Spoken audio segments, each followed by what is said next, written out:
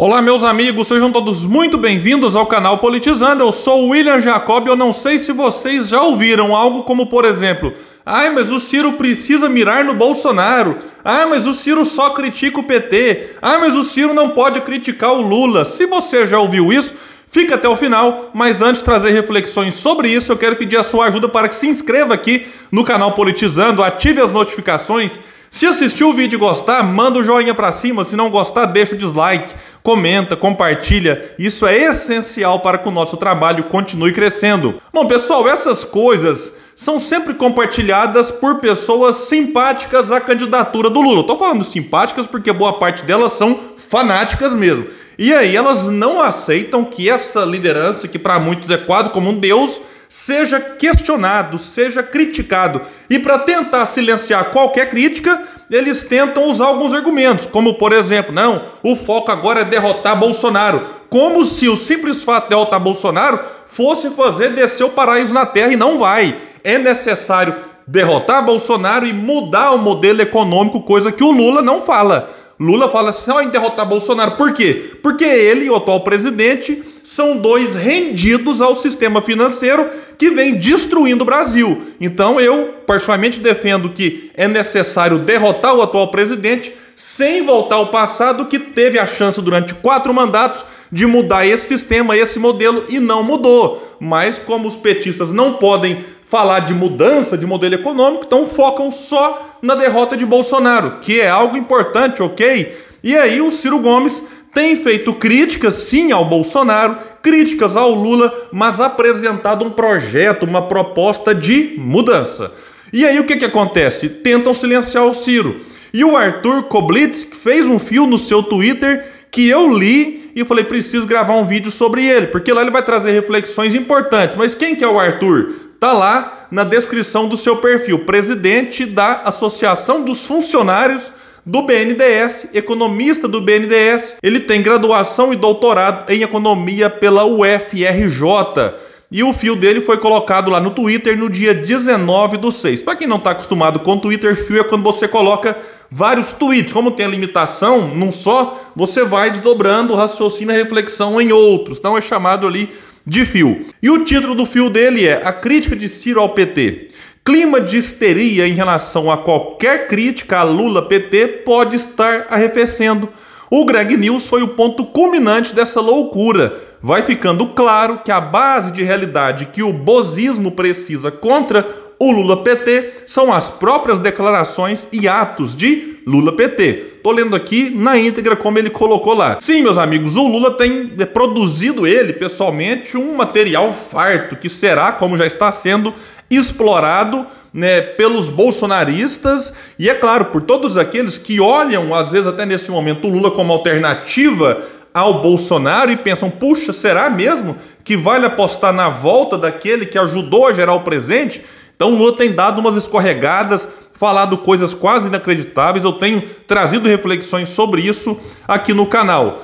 E aí ele continua dizendo, por que é importante criticar o PT? Ele responde, para deixar claro que não há vínculo, acordo, mas repúdio ao que o PT fez e não explicou. Aqui é bom destacar, o Ciro sempre criticou o PT pelos seus erros. Se for puxar aí no Google, o Ciro, ministro da Integração Nacional, criticava a política de juros que o PT adotava quando? 2003, primeiro ano de governo. Quem estava criticando naquela ocasião também era José Alencar, vice do Lula, mas que naquela ocasião preferiu ficar com o Meirelles, dar ouvido ao Meirelles, o presidente do Banco Central, do que ouvir atentamente as críticas que o Ciro e o Zé de Alencar faziam naquela altura, do começo do governo Lula. E aí é importante destacar também que em 2018 o Ciro concorreu contra o PT. Eu citei aqui a crítica de 2003, poderia citar mais umas 30. E em 2018 o Ciro, então, como eu vinha dizendo, concorreu contra o PT, mas ainda ali muitos o viam como aliado, que de fato foi durante alguns anos, mas nunca que o Ciro foi submisso. O Ciro passou, inclusive, por vários partidos e nunca foi do PT, mas tinha realmente essa dificuldade para passar a imagem para o eleitor de alguém que era desvinculado do PT e das vontades, digamos assim, do Lula. Aí o Arthur continuou no seu Twitter, colocando ali um exemplo. O que aconteceu na Petrobras? Resolver ignorar isso é optar por ignorar todos que não aceitam tais condutas. Esse grupo não coincide com os fascistas. Isso aqui é importante dizer primeiro. E o termo fascista, a gente tem que reconhecer, anda meio banalizado. Muita gente usa ele como se fosse um xingamento qualquer e é necessário ponderar isso. E aí, para muita gente, quem que é fascista? Quem ousa criticar os erros do PT. Se criticou, se não declara voto nesse momento no Lula, já é considerado por alguns como fascista. Só que como é que você vira de fascista para companheiro? Basta dizer que apoia o PT, que apoia o Lula. Quem passou por uma experiência assim foi Geraldo Alckmin. Era fascista até virar vice do Lula. Agora é o companheiro socialista, né? Tem outros, Paulinho da Força, o Bivar, né, que é o presidente da União Brasil, estava dialogando com Ciro Gomes do eventual apoio da União Brasil à pré-candidatura do Ciro à presidência da República. E aí os petistas ficaram alvoroçados. Onde se viu isso? Dialogar com o fascista que deu legenda para Bolsonaro, para Zambelli. Só que agora o Haddad ligou para o Bivar pedindo apoio para sua pré-candidatura lá em São Paulo. Aí os mesmos que chamavam Bivar de fascistas estão aí agora já, né, dando uma passada de pano. Não é bem assim, dialogar faz parte da política.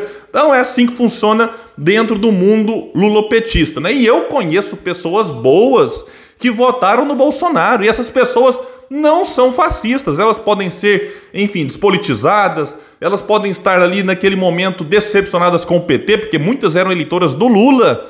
E aí eu não vou chamá-los de fascistas, né? Eles tinham as suas razões para votar no Bolsonaro, se sentem hoje muitos deles traídos. Esse é um ponto importante, porque alguns acreditaram, foram enganados pelo Bolsonaro, e alguns já acordaram, outros ainda não. Então a gente tem que ter paciência, porque não dá para admitir que ainda hoje, né, desses 25% a 30% que dizem votar no Bolsonaro, que todos eles sejam fascistas. Eu, particularmente, não caio nessa conversa. Mas vamos voltar para o fio do Arthur, que vai dizer o seguinte: ao meu ver, as críticas de Ciro ao Lula-PT deveriam ser condenadas se fossem mais frequentes ou mais duras que ao Bozo.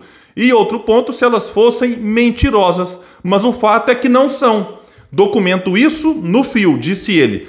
Sobre o primeiro ponto, basta ver. Ciro é, de longe, o maior crítico do Bozo. Isso aqui, meus amigos e amigas, não é opinião dele, é fato. Tem uma matéria da Carta Capital, que, diga-se de passagem, apoia Lula, que traz ali na manchete: Ciro intensifica críticas a Lula, mas principal alvo ainda é Bolsonaro. Mostra levantamento que foi feito pela consultoria Bits ou Bytes, não sei qual que é a pronúncia correta aqui, que vai mostrar lá que ao todo foram 339 posts no Twitter, Instagram e Facebook direcionados ao ex-capitão em 2022, nesse ano.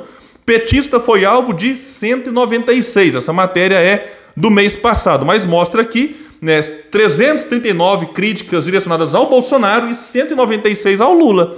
Então tem muita gente que fala assim: ah, não, mas o Ciro tá mirando muito no Lula. Olha, tem que ver os dados, tem que ver aqui os números, não é opinião. Agora, muita gente tem essa opinião porque isso aqui faz parte da narrativa. Criar essa imagem no eleitorado que não gosta do Bolsonaro, que o Ciro tá criticando demais o Lula. E aí passa a ideia para muitos que o Ciro é linha auxiliar do bolsonarismo, linha auxiliar do fascismo, que o Ciro tá ajudando a eleger Bolsonaro. Bobagem que, por exemplo, Cristóvão Buarque disse recentemente, e eu, né, fiz um vídeo a respeito disso. Quem quiser assistir, tem poucos dias que eu falei sobre isso. Voltando para o fio do Arthur, vai dizer lá que as críticas mais polêmicas de Ciro ao PT, nenhuma merece a alcunha de mentirosa, que ele fez correto.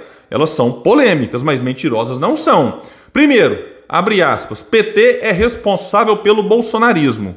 Ele pontua que foi a crise econômica com o estelionato eleitoral de 2015, Dilma e Lula, e os escândalos de corrupção que são a base do antipetismo, sem o qual não há Bozo.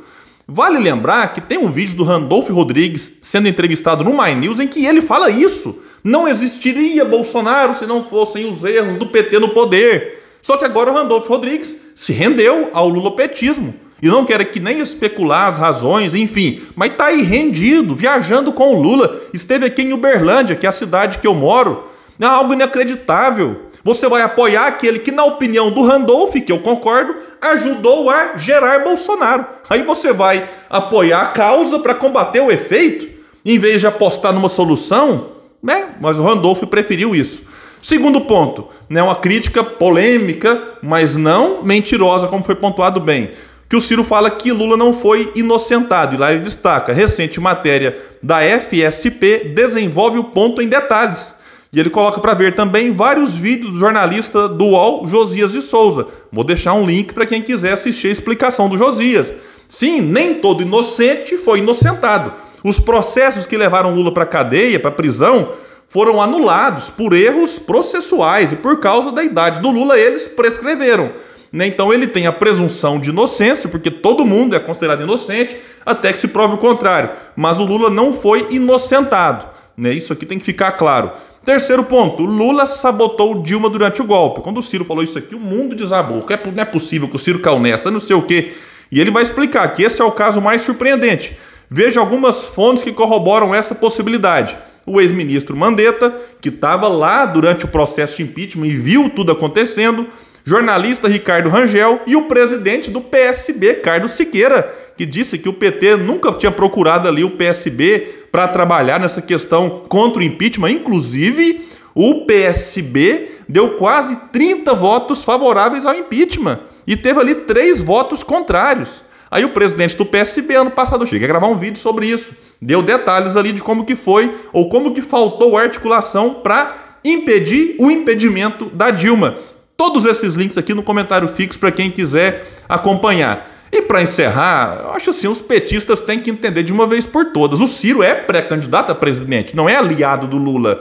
O Ciro está em terceiro e é adversário dos 2 que estão na sua frente. Um é o atual presidente, está em segundo. O outro é um ex-presidente que lidera, que mandou e desmandou no país durante 13 anos. E será que o Ciro não tem o direito de criticá-los? Será que eles não erraram no poder para merecer essas críticas? Como é que o Ciro vai propor solução se não encarar as causas do problema? Como é que o Ciro vai propor e oferecer uma mudança para o país se não mostrar o que precisa ser modificado? Então isso faz parte do jogo político. Então assim, de puxa-saco, basta alguns que até ontem criticavam o Lula, mas por interesses diversos e oportunismo, viraram agora aliados. Até quando serão aliados? E de puxadinho do PT, basta alguns partidos que estão sendo engolidos pelo próprio PT. O Ciro não é aliado do Lula e o PDT não é puxadinho do PT. Simples assim. Então é isso. Se vocês gostaram desse vídeo, compartilhem ele. Vamos trazer mais pessoas para o canal Politizando, porque aqui nesse espaço a gente luta por um Brasil melhor, pela mudança do modelo econômico que vem destruindo esse país. Entra governo, sai governo e nada é modificado para valer. Aqui a gente aposta nesse tipo de mudança. Valeu, pessoal. Até mais.